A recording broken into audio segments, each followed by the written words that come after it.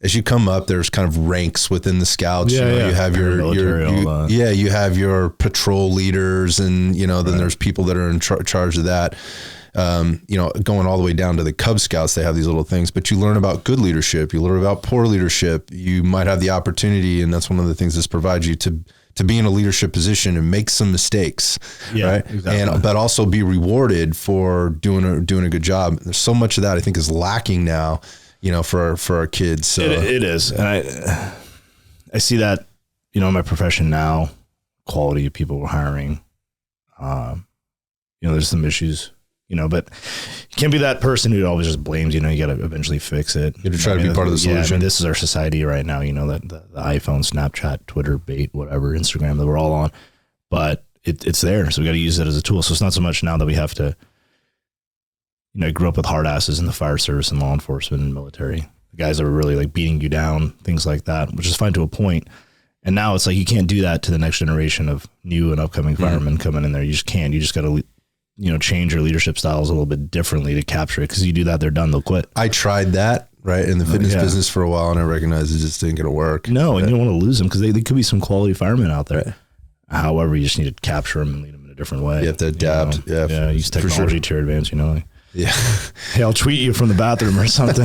Get on the fire engine. We're going to get a call. I'll tweet you, Fuck. Yeah. So the Scouts is like a pathway, right? And it gives you a certain period of your life. And those are very formidable years, to do some things, get some experiences or whatever, but eventually it ends and you're not doing it forever. So what happens as a young man? What do you do next? Yeah. After that, what was it? When we were 18, so I kind of wanted to give back to that. Concurrently at the same time, I got into like the Explorer program. So I started with the sheriff's office here in the East Bay, did the volunteer search and rescue thing, which is cool. Got to go on hikes and, legit search and rescue people throughout the Bay Area and in California, mountain rescue stuff. Okay. So got into that a little bit, which kind of honed in the Boy Scout stuff. I wanted to do the firefighting. So I became an Explorer firefighter, San Mateo, right across the Bay. So I did that for a little bit. And through that whole time, I wanted to be a fireman super bad. So I took these classes, went to a community college here in the East Bay, Las Positas and Livermore out here, did the fire science program. So a lot of good friends from there. One of my best friends still works. I think there's a group of us that are all firemen throughout California. Cool. Did that and got hired my first firefighting job right out of high school. So having to work odd and end jobs, throughout high school, things like that, Target, In-N-Out burgers, and stuff like that. And, so you got hired on young. Yeah, 18. That's not common. No, it's not. And I actually graduated high school early because a lot of people were like, hey, where did you go? You weren't at the senior ball. So I actually went to like independent study my second semester of my high school career. So I got a job offer for the National Park Service. Wow. And as a seasonal wildland firefighter down in Sequoia, Kings Canyon. Okay. Not a bad place to be. No, it was gorgeous. It was gorgeous. Yeah, I was definitely blessed. But he was, I graduated, what was it? High school, July, something like that, June. Well, the job offer came through in like April, and the captain hard ass, he was like, well, May 1st is your start date. So Captain, I'm still in high school. And he said, I don't give a fuck. Literally, that's what he said, I don't give a fuck. I was like, do you want the job or not? Oh, let me call you back. So I was like, what do I do? How do I graduate high school? So I went to my high school counselor. I was like, I need to drop out or something. I want this job. She's like, well, you can go to independent study. So I did that. So I went to independent study. Kind of necessarily dropped out, but went to the independent study program and did my homework at home, turned it in for a week. Bullshitted my way out of there. I was like, oh, we're done. Just getting through the last couple months. Yeah. So I graduated high school in March and then boom, went right into work. Wow. Yeah. Or early May. Gotcha. Yeah. It's almost like a week before I started. All right. Tell me about that job as a young, barely 18-year-old. I mean, you're a kid still, man. Yeah. How does that all work? Talk about that experience. I mean, this is the dream, the quote unquote dream job, right? Yeah. Or at least a step to it. Yeah. I'm fortunate I'm in a dream job now, but dude, so the next oldest guy was like 20, 29, 30. So there's a lot of years. There's a lot of years. And like the captain was 40, 30. And I'm like, I can legally drink. Yeah, you can't even relate to these guys, I'm sure. No, dude, I was like late to work my first shift. I got yelled at. I didn't know what to do. I didn't know. I knew physical work, but not like that physical work. They detailed me with the hot shot crew. I did that with Arrowhead Hot Shots. I did a detail out with them. And I was just like, oh. It's like drinking from a fire hose. Dude, it was just shit or get off the pot, man. Yep. I mean, saw some good fire. We had cutting line. And it was just true wildland forestry stuff throughout California. And we went and it was just, it was tough. It was eye-opening. Excuse me. And I'm sure it turns you into a man pretty quick. Yeah, I definitely knew. Yeah, I definitely found out some things over there, dude. And I was just like, whoa. Did anybody, was there anybody in that experience to sort of put their arm around you and went, all right, dude, listen, if you're going to survive this thing, if you're going to make it through, like, you need to stick on my hip and I will show you what to do. Don't ask me questions. Don't 100%. Be an idiot. Yeah.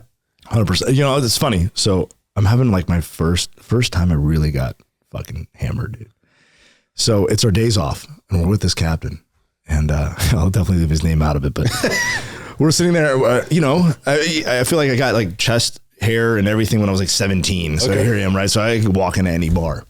So we're at this bar and completely young and I'm getting, we're doing, you know, this Pinnacle vodka, whipped cream vodka, fucking trash, dude. Don't ever fucking. I'm like, oh, this tastes good. And I remember this place is a gorgeous view and there's a river and of course these cute chicks here. So I'm like, oh, you know, let's have shots and stuff. No one knows that I'm 18.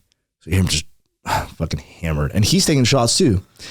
So it's cool. We're all like hanging out as a crew, a little cohesion and stuff. We work the next day. So I come in to work late, right? Here's strike one. And then I get there and, all right, we're going to go on our little PT. But it's weird because all these guys were hammered too. So I'm like, what the hell? Or at least seemingly. Right. So this is where I learned, like, you could be friends outside of work, but when you're at work, you know, I'm your boss. So I learned that here. And I was like, what's up, bro? And they're like, good morning. I was like, what the fuck? Like, we were taking shots last night, dude. Gotcha. You know, it was weird.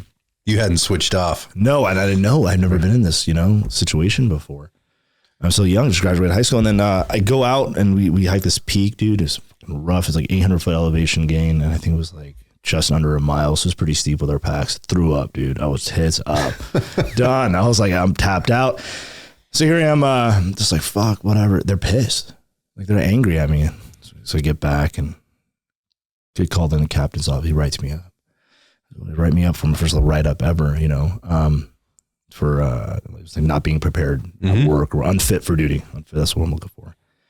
So he's like, all right, now this is over. I sign it. And I was like, hey, man, if you're going to drink like a man, you better work like a fucking man.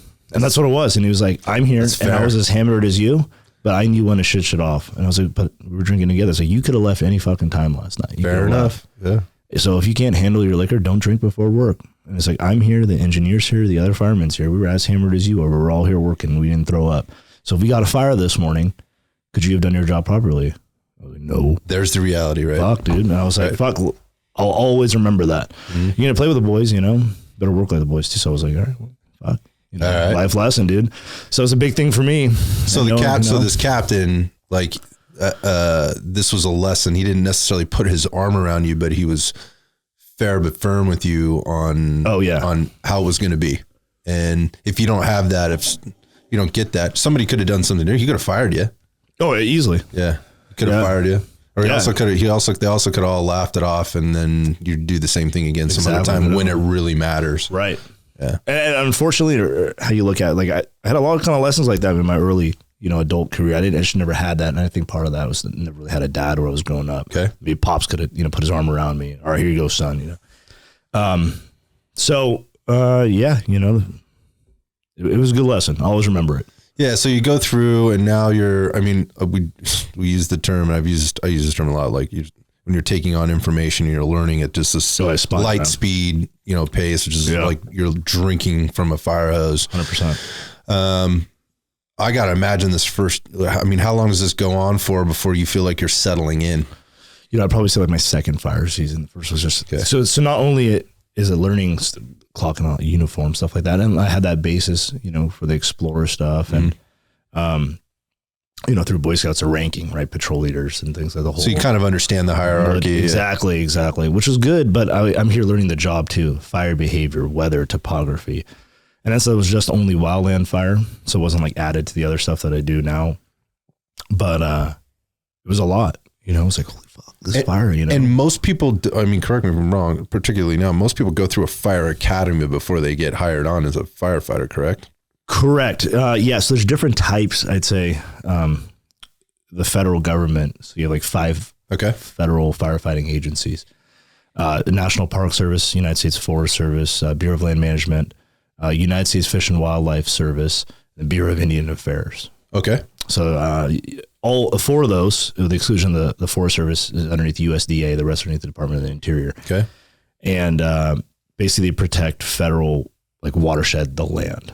So not necessarily like structural firefighters, not necessarily EMTs, basic CPR and stuff like that. But they're when you see like the wildland firefighters, beards, hot shots out there cutting line. Mm-hmm.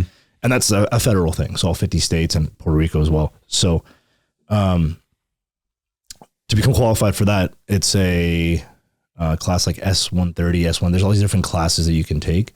It's about 80 hours to get qualified as a wildland firefighter. Okay. So you don't necessarily have to go to a true fire academy. Okay. Yeah. Unless you want to work for another department. For some other type of agency, like a city or a county type agency. CAL FIRE, yeah. Gotcha. It's an all risk is what that is. I mean, just going to a, academy, which I later did. So all risk could be defined as, look, you're handling structure fires, vehicle, traffic accidents. Exactly. Any major medical emergencies, as well as wildland fire. Yeah. Gertrude at 2 a.m. fell out of her bed and can't pick up, Whatever happens. That's it. That's so... What'd you call that again? All risk. All risk. Yeah, that's a big thing. All risk. Okay. Everyone says I do all risk. Yeah. Okay. So if you're working all risk, you got to go to an academy. Correct. Right. Yeah. EMT. Are all academies created equal? Ooh. You asked me if I mean, there's academies in the state that are kind of like, so there's a state standard, right? When it's meet the minimum standard. I know what that means, but that's not what I asked. Yeah. The state standard. No, I like my academy, but some, there's some I wouldn't go to. 100%. Yeah. Someone like, I see the instructors are teaching other area, the type of people they push out. And then someone on the other extreme that you hear like, oh, I'm from this academy. Like, okay, but